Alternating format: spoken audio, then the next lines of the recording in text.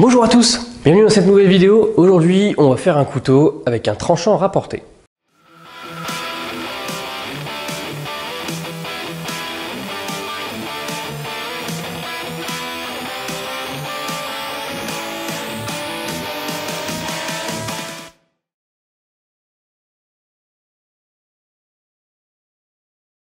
Dans la vidéo d'aujourd'hui, on va faire un couteau avec un tranchant rapporté. C'est la première fois que je vais faire ce type de couteau et donc ça va être un vrai challenge.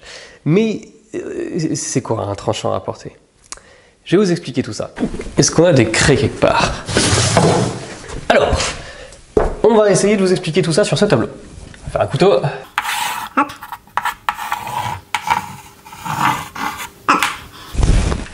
Voilà, donc j'espère que vous voyez le couteau. D'ordinaire, les couteaux, ils sont faits tout dans le même acier, ok? Lorsqu'on va faire un tranchant rapporté, en fait, on va souder et ajouter, en fait, juste un morceau d'acier qui sera différent du reste, juste au niveau du tranchant. Ce qui va permettre, en fait, d'utiliser un acier qui sera complètement différent de celui qu'on a pour le tranchant. Et par exemple, aujourd'hui, ça se fait beaucoup pour lorsqu'on veut conserver un motif de damas et ajouter un autre tranchant qui soit uniforme sur le tranchant par exemple. J'ai déjà vu faire ça aussi pour certains projets où on veut un couteau qui soit inoxydable mais qui ait le tranchant en acier carbone. Dans ce cas, on va utiliser une pièce d'acier inoxydable et on va mettre un acier carbone ici. D'où ça vient tout ça en fait? Et ben en fait, ça vient de l'ancien temps entre guillemets. Il y a quelques dizaines d'années, l'acier était beaucoup plus compliqué à trouver. C'est-à-dire qu'on n'avait pas Eurotechnie, on n'avait pas Internet et c'était pas aussi vaste en termes de choix et de gamme d'acier. Donc lorsque les forgerons ils achetaient de l'acier, c'était des aciers qui étaient relativement chers et surtout qui étaient relativement précieux. Donc ce qui se passait, c'est qu'ils formaient l'intégralité de l'outil à la forge dans un acier qui n'était pas adapté pour tenir un tranchant, donc soit de la ferraille, soit du fer, ce que vous voulez. Et à la fin du projet ou à un moment dans le projet, ils avaient juste soudé une partie en acier carbone qui allait se retrouver ensuite sur le tranchant de l'outil. De cette manière, on allait pouvoir économiser énormément d'acier et avoir juste un petit bout d'acier et ça allait faire exactement le même travail que si le couteau avait été fait entièrement en acier carbone. Ça permettait d'économiser énormément de matière et puis c'était aussi un petit défi en termes de pratique. Parce que oui, pour souder de l'acier à la forge, ça se fait quand même pas en un claquement de doigts. Donc aujourd'hui, c'est ce qu'on va essayer de faire, mais il y a quand même quelques problèmes. Parce que traditionnellement, cette pièce-là, elle est rajoutée à la forge. C'est une soudure à la forge qui se fait. Et moi, ma forge ne me permet pas d'atteindre des températures de soudure. Et en plus de ça, j'ai absolument pas l'expérience pour réaliser sur ce genre de soudure. Parce que techniquement, ça peut être considéré comme un damas. Donc c'est hors de mes compétences et de mes moyens de faire ça à la forge. Est-ce que ça va m'empêcher de le faire? Non. J'ai trouvé une technique qui devrait pouvoir me permettre de contourner le problème. Dans un livre qu'on m'a offert au Noël dernier, la technique était abordée et présentée. Et en fait, l'auteur du livre précisait que dans certains cas, on pouvait tout simplement utiliser un poste à souder, donc avec une soudure à l'arc par exemple, pour pouvoir rajouter cette pièce en acier carbone sur le tranchant du couteau. Que c'était valable et que si la soudure était faite correctement et que le couteau était adapté à l'usage, et bien en fait, il n'y avait pas de problème, ça devrait tenir relativement bien. Donc moi j'ai un poste à souder, j'ai très peu de compétences en soudure, hein, c'est mon père et mon frère qui m'ont appris, donc je sais coller deux morceaux de métal ensemble. Après est-ce que ça va être très solide, ça on verra l'aspect que ça a. Mais globalement, il n'y a rien qui m'empêche d'essayer de mettre un bout de XC75 à côté d'un bout de ferraille et d'essayer d'entailler un couteau dedans. Donc c'est ce qu'on va faire aujourd'hui. Donc c'est parti, on va découper nos aciers. Je vais utiliser un bout de ferraille qui doit probablement être du XC30 et un bout de XC75, tout en 4 mm d'épaisseur. On va essayer de souder tout ça et ensuite de faire notre couteau dedans. Pour le design du couteau, j'ai choisi celui-ci pour la simple et excellente raison que ça va nous donner un tranchant qui est rectiligne. Parce que si je devais m'amuser à découper exactement la même forme d'acier carbone et la forme sur ma pièce de base en fait, sur qui va me servir de support, il faudrait exactement le même angle, ce serait trop compliqué. Ou alors il faudrait d'abord que je soude, puis ensuite que je forge, mais quitte à forger, est-ce qu'il faudrait mieux pas essayer directement la soudure à la forge? Enfin, bref, ça complique beaucoup les choses. Donc dans un premier temps, on va essayer un tranchant rectiligne qui devrait nous donner de bons résultats.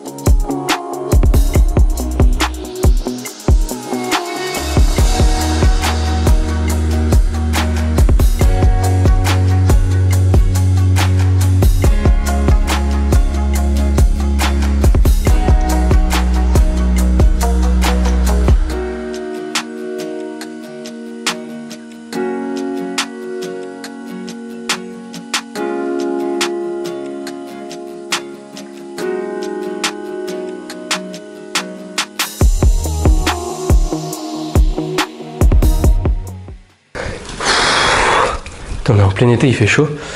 Je peux vous dire qu'entre le casque, les protections pour les oreilles, les gants, la cotte, tout ça, il fait une chaleur à crever dans l'atelier. Enfin bref, peu importe. J'ai terminé le travail de soudure. Alors, je vous ai pas fait l'affront de montrer tout ça parce que j'ai soudé, j'ai meulé, etc. J'ai probablement fait les pires soudures de l'histoire. Mais bon, au final, j'ai réussi. Je pense que j'ai quelque chose qui tient relativement bien. Je l'ai redressé au marteau, ça va pas casser. Bon, je pense que ça devrait être correct pour un petit couteau dont l'usage sera léger. Il y a clairement un côté qui est beaucoup mieux que l'autre. Vous voyez ici, j'ai presque pas de trou, j'en ai un tout petit peu là. Et là, j'en ai beaucoup plus, tout simplement parce que j'ai acquis un petit peu d'expérience et j'ai appris à régler un petit peu la machine sur un côté.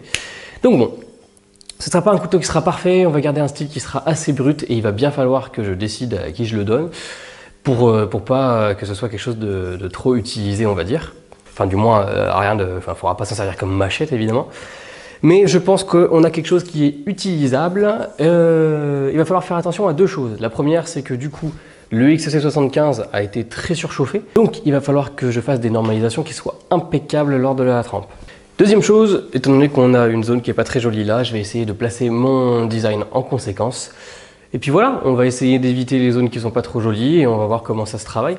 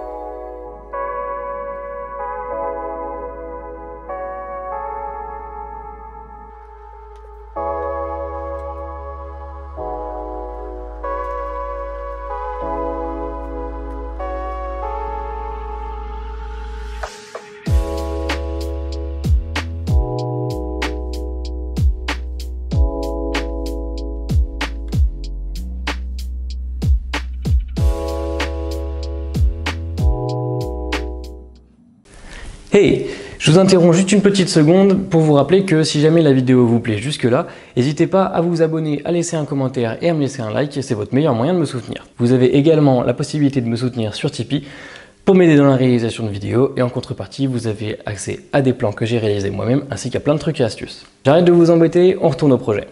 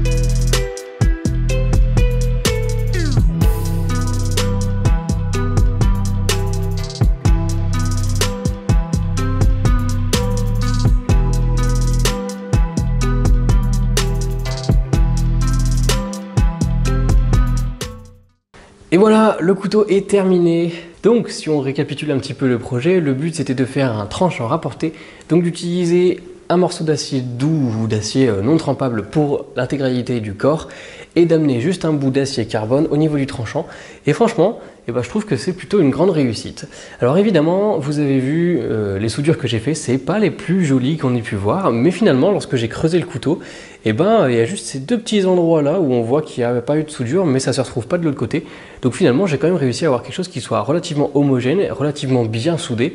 Et puis pour faire un petit couteau de ce gabarit là, finalement ça n'a pas posé de problème du tout. Donc même pour un novice qui s'est presque jamais servi du poste à souder, c'est quelque chose qui peut se faire. Ça demande un petit peu de travail, mais ça peut se faire. J'ai donc fait une jolie finition tirée en long sur les plats, puis j'ai ensuite passé ça au perchlorure de fer et on obtient des images qui sont vraiment très intéressantes.